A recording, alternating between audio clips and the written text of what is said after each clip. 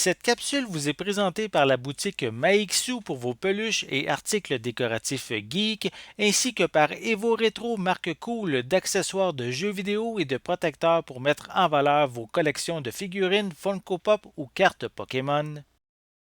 Bonjour Gilles, ici pour Ciné Techno. Je vous parle du Blu-ray de The Adventures of Baron Munchausen.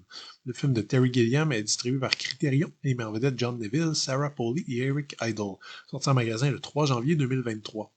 Dans une ville assiégée par l'armée turque, un vieil homme excentrique qui se dit être le fameux baron de Munchausen est persuadé de pouvoir faire cesser la guerre s'il arrive à retrouver ses compagnons d'aventure dispersés aux quatre coins du monde. Je ne reviendrai pas sur la carrière de Terry Gilliam, je ne m'étendrai pas non plus sur la production tumultueuse de ce film, qui est de toute façon très bien expliqué sur les suppléments de cette édition. Je résumerai simplement en disant que Terry Gilliam est un artiste intègre, très, peut-être trop, que ses films ne ressemblent à rien d'autre et donc que vous pouvez soit les adorer ou les détester. Il a une façon de filmer le chaos, la vie, le mouvement qui est vraiment bien à lui et qui découle directement de son travail d'animateur.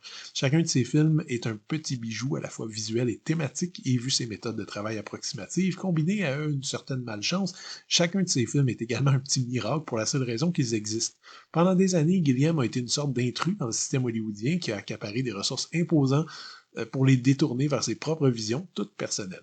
La faute à une sortie minuscule et assez ratée, The Adventures of Baron Munchausen n'a pas connu un grand succès en salle. Personnellement, c'est à la télévision que je l'ai découvert enfant et j'ai immédiatement adoré. Il s'agit d'un conte fantaisiste aux images spectaculaires, mais même à l'époque, j'avais compris que le récit comportait plusieurs niveaux de lecture et que le scénario était beaucoup plus riche qu'il n'en avait l'air. Par la suite, chaque visionnement de ce film me permet de découvrir de nouveaux éléments, de comprendre l'œuvre et les thèmes d'une façon différente. Beaucoup considèrent que Brazil reste le chef-d'œuvre de Terry Gilliam.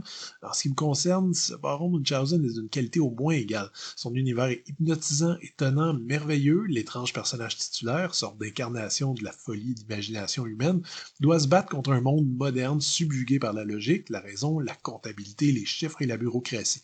On comprend donc parfaitement que ce postulat de départ, c'est la continuité de Brésil, et on comprend aussi vite dans quel camp se trouve le réalisateur. Le reste du récit, sous forme d'aventure épisodique, démontre de quelle façon le baron doit affronter l'apathie d'un monde décadent et sa propre résignation. Les premières scènes donnent parfois l'impression d'un film chaotique laissé en roue libre, avec une caméra plan large qui fait courir un paquet de figurants qui hurlent l'un par-dessus l'autre, mais il est très clair et assez vite que le film est parfaitement maîtrisé jusqu'à ses derniers instants pleins d'ambiguïté.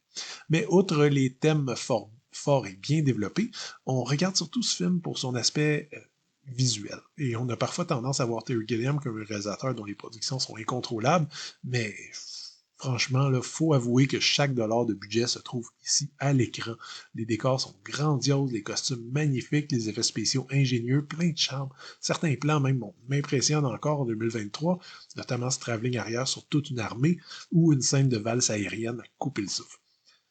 Ce nouveau Blu-ray de Criterion propose une image en 1.85, complètement restaurée, nettoyée, le résultat est splendide, les couleurs sortent de l'écran, la définition et la clarté sont irréprochables, le tout respecte très fidèlement l'œuvre également. Une piste audio est offerte en anglais à DTS HD 5.1 avec sous-titres optionnels en anglais. En termes de suppléments, le premier disque contient la piste de commentaires du réalisateur et du scénariste et acteur Charles McCown, qui date de 2008. Terry Gilliam est toujours passionnant à écouter, cette piste n'y fait pas exception. Malheureusement, on ne retrouve pas la piste du commentaire du réalisateur qui avait été enregistré en solo pour le Laserdisc de Criterion à l'époque. Tous les autres suppléments se trouvent sur le deuxième disque. On y reprend plusieurs excellents bonus qui faisaient déjà partie de l'édition sortie en 2008 pour le 20e anniversaire du film, donc un making-of en 3 parties, des scènes supprimées ainsi que des storyboards de scènes qui n'avaient pas été filmées. Du côté des nouveaux suppléments, on trouve une featurette narrée par Terry Gilliam sur les effets spéciaux, toute une section sur les différents éléments de marketing du film, également commenté par le réalisateur, un documentaire d'environ 20 minutes sur l'histoire du personnage du baron de Munchausen, un épisode d'une émission du début des années 90 qui s'intéresse à la vie et la carrière de Terry Gilliam, ainsi qu'un court-métrage d'animation vraiment très drôle que le réalisateur a fait en 1974. Comme c'est souvent le cas chez Criterion, on trouve également un feuillet qui contient un essai qui analyse le film.